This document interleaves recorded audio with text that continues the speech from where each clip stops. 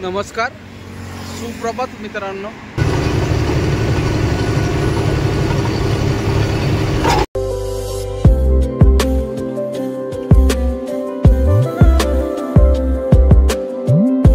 नमस्कार, सुप्रभात मित्रांनो।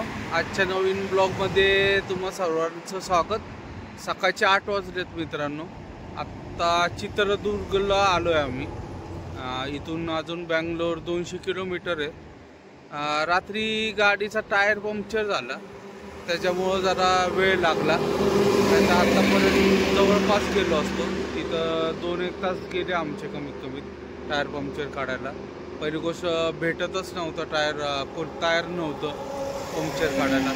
एक जण बिचाराने काढून दिला, त्याच्यात वेळ गेला। मुल्ला ढाब्याची इथं आलतो जेवायला, थांबलो होतो तेव्हाच टायर जरा हवा कमी झाली। त्या ढाब्यावर चेक करावं म्हटलं, मुल्ला ढाब्यावर, पण तो जो पंक्चरवाला आहे तो टायरच नव्हता। म्हटलं सकाळी मी चेक करणार, आत्ता करायचं असेल तर 100 रुपये लागतील एका टायरला चेक करायला हवा असं तसं, नाही तर मी सकाळी करणार। आमच्या इथं असाच रेट असतो। जरा उलटं पालटं बोलायला लागला, त्याच्यामुळं आम्ही पुढं निघून आलो। एक 10-1 किलोमीटर आलो, त्याच्यानंतर भेटला आम्हाला टायरवाला। व्यवस्थित त्यांनी सगळं करून वगैरे दिलं। त्याच्यात वेळ गेला, 2-1 तास गेले, नाहीतर आता परत खूप लांब गेलो असतो। आता थांबलोय, जरा झोप येते, कुंदन झोपलेले आहेत। तर मागं गाडी आपली कुंदन शेठ झोपलेले, ते पण 3 वाजता वगैरे झोपले। त्याच्यानंतर आता निघतोय। बघा जागा कशी आहे, अख्खा दोन्ही साईडनी डोंगर आहे। माझ्या मागं पण डोंगर आहे आणि या साईडला पण डोंगर आहे। आणि डोंगर सगळा तोडून मध्ये रस्ता केलाय। या साईडला हायवे आहे मागं बघा। हा पुण्यावरून येणारा रस्ता आहे मागचा, आणि आपल्याला या साईडला जायचं बँगलोर साईडला या मागं। तर निघूयात मित्रांनो, आता झोप येते, कुठंतरी चहा पिऊयात आता, आणि मग पुढं परत चालू आपला प्रवास। तर निघूयात मित्रांनो।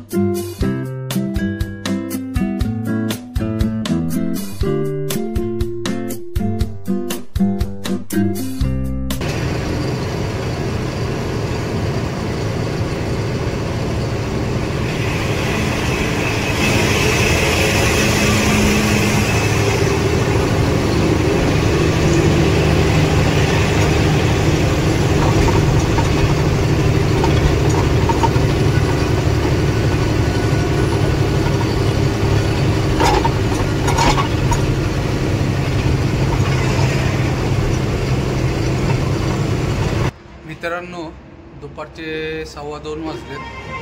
पोचलोय आम्ही कंपनीत, 1:30 वाजताच पोचलो। एंट्री वगैरे झाली, पण 4-5 गाड्या आहेत खाली करायला। आता सांगू नाही शकत गाडी खाली होती का नाही, पण सांगितलंय त्यांनी, थोडंसं सांगितलं त्यांनी शक्यतो होईल म्हणून। आता बघूयात काय होतं काय नाही। जेवण करायला आलोय, सांबर राईस खातोय कुंदन शेठ मी।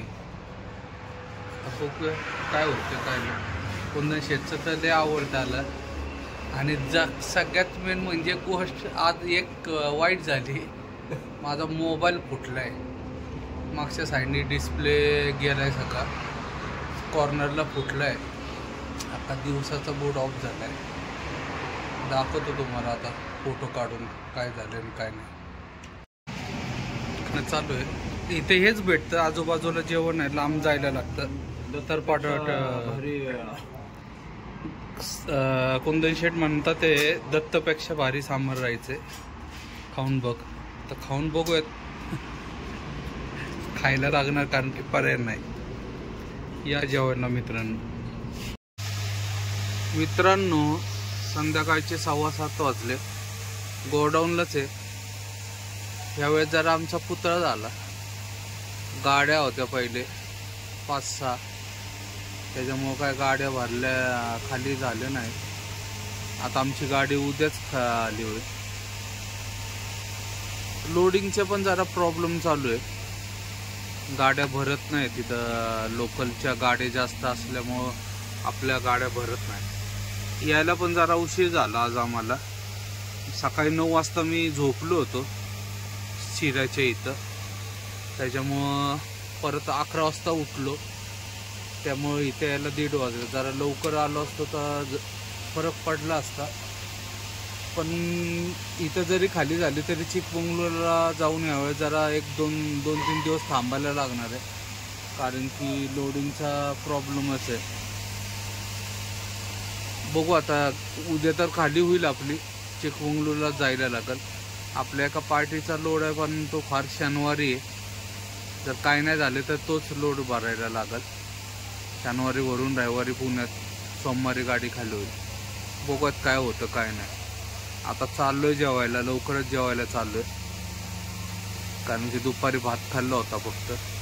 भूक लागली आता त्याच्यामुळे जेवण करून येतो. अजून गाड्या आहेत तिथं पलीकडे त्या साईडला. गाड्या आहेत आमच्या अगोदरच्या आहेत त्या गाड्या.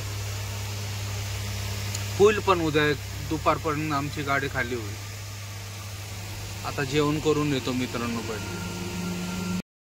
मित्रांनो रात्रीचे 10 वाजलेत. आत्ता जेवण वगैरे करून आलोय. आता झोपत आहे. सकाळी बघू किती वाजता वगैरे गाडी खाली होती वगैरे. टॉयलेटला गेलतो. या साईडला मागं बाथरूम वगैरे एकदम व्यवस्थित सोय सगळी. काय अडचण नाही आहे. आपल्या गाडीच्या पुढं अजून 3-4 गाड्या आहेत. त्याच्यानंतर आपला नंबर आहे. पण एका टायमाला कमीत 7-8 गाड्या लागतात खाली व्हायला. त्याच्यामुळं काय अडचण नाही. तर मित्रांनो आजचा हा ब्लॉग इथं समाप्त करतो. ब्लॉग आवडला असेल तर लाईक, शेअर आणि सबस्क्राईब नक्की करा. शुभरात्री. जय हिंद, जय महाराष्ट्र.